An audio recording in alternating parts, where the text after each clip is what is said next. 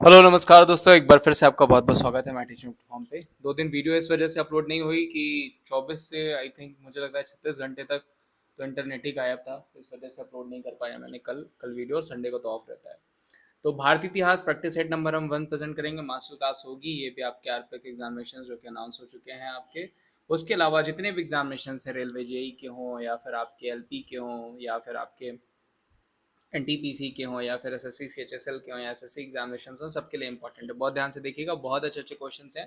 पूरी कोशिश करिएगा कि जो भी मैं 25 से 30 क्वेश्चन कराता हूँ उसमें एटलीस्ट कम से कम 20 से 22 का सही आंसर देने की कोशिश करिएगा। चलिए शुरू करते हैं।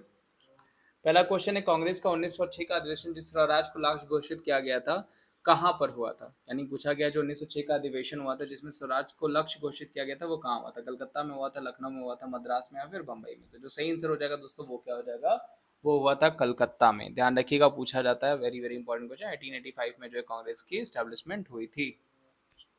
भारतीय राष्ट्रीय कांग्रेस के पहले अधिवेशन में कितने प्रतिनिधियों ने भाग लिया था? बहुत ही अच्छा क्वेश्चन है कि कितने पार्टिसिपेंट्स थे जिन्होंने पहला जो सेशन हुआ था मुंबई के तेजपाल गोकुल स्कूल में, उसमें कितने प्रतिनिधियों ने भाग लिया था? तो वो भाग लिया था 72 लोगों ने। ध्यान रखिएगा, 72 लोगों ने जो है उसमें पार्टिसिपेट किया था। वेरी वेरी इंपॉर्टेंट, जो कि आपको पूछा जाता है। ध्यान रखिएगा, 1 नंबर का क्वेश्चन बन सकता है।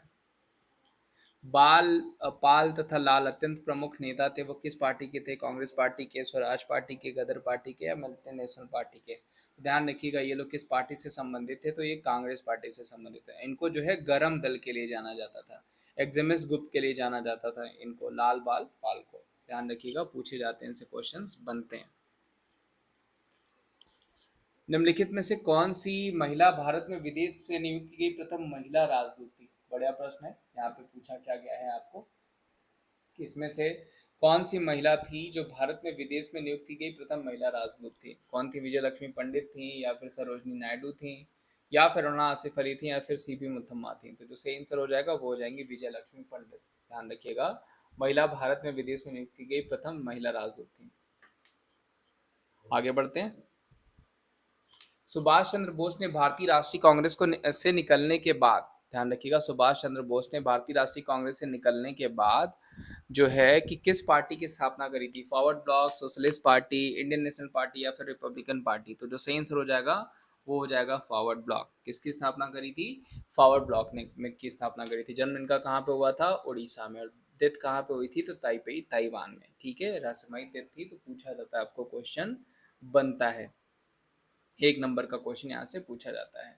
पाकिस्तान नाम किसने गढ़ा था? Who coined the name Pakistan? Jinnah ने गढ़ा था या रहमत अली ने गढ़ा था या फजलुल हक ने गढ़ा था या लियाकत अली खान ने गढ़ा था?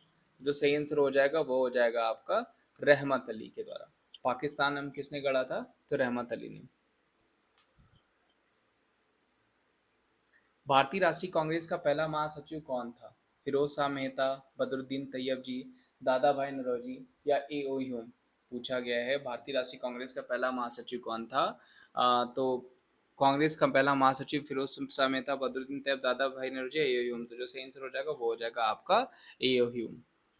भारतीय राष्ट्रीय कांग्रेस के पहले मुसलमान अध्यक्ष कौन थे? तो सबको पता होगा वो कौन हो जाएंगे। ज़्यादा समय लेने की यहाँ पे जरूरत ही नहीं है, बदरुद्दीन तैयब जी हो जाएंगे। कौन हो जाएंगे? बदरुद्दीन तैयब जी।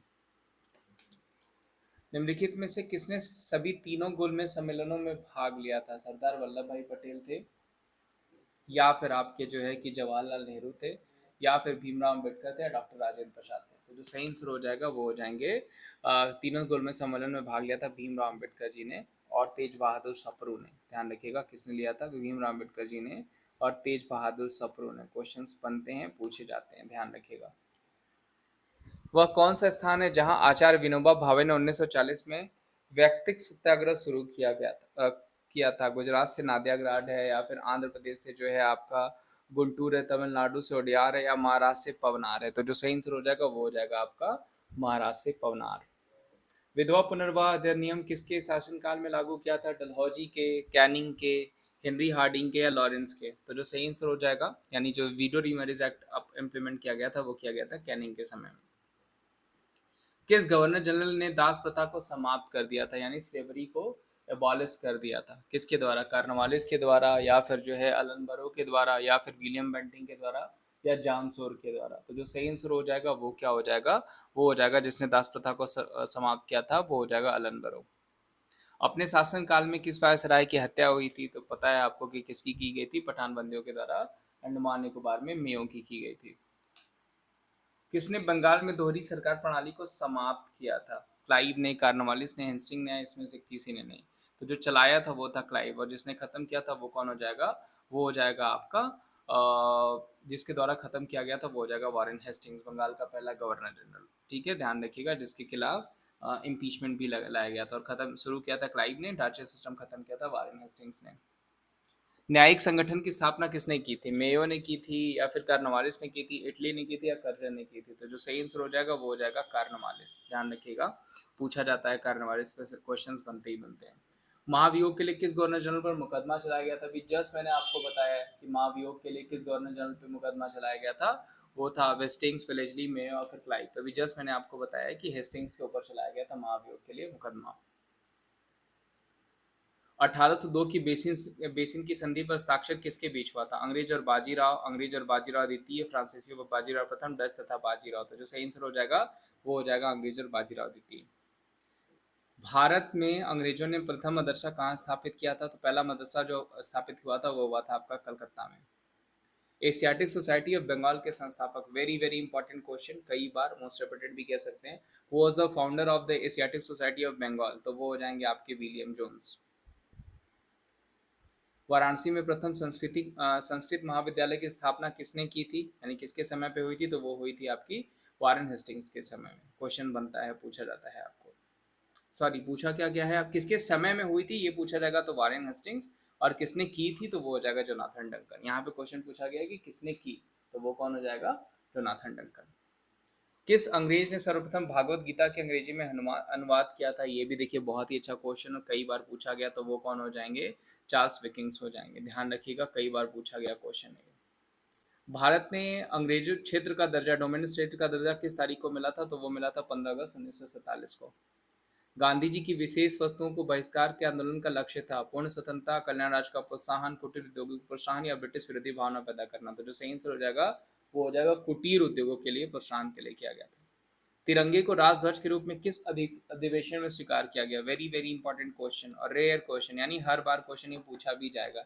इन which session the tricolour was accepted in the national flag, वो हो जाएगा आपका लाहौर कांग्रेस। तो ये दोस्तों आज के क्वेश्चन थे, उम्मीद करता हूँ तकरीबन 25 क्वेश्चन मैंने पूछे होंगे आपको, तो आपने 20 से 22 क्वेश्चन सही किए होंगे। अगर आपने 20 से 22 क्वेश्चन सही किए हैं तो आपकी तैयारी सही है, और ऐसे ही क्वेश्चन, और लाइव भी मैं सेशन शुरू करने वाला हूँ, क्योंकि अभी जो है मंडे को ही शुरू करने वाला था, लेकिन जो है कि इंटरनेट की वजह से वो रुक गया था। तो अभी आपका करंट अफेयर का सेशन या रात वाला सेशन या शाम को 5 बजे वाला सेशन जो है वो लाइव हो सकता है। बाकी आप सजेस्ट कर सकते हैं कि आपको किस टाइम पे लाइव सेशन चाहिए। बाकी अपना ध्यान रखिए, थैंक यू सो मच, मिलते हैं हम आपको अगली वीडियो में।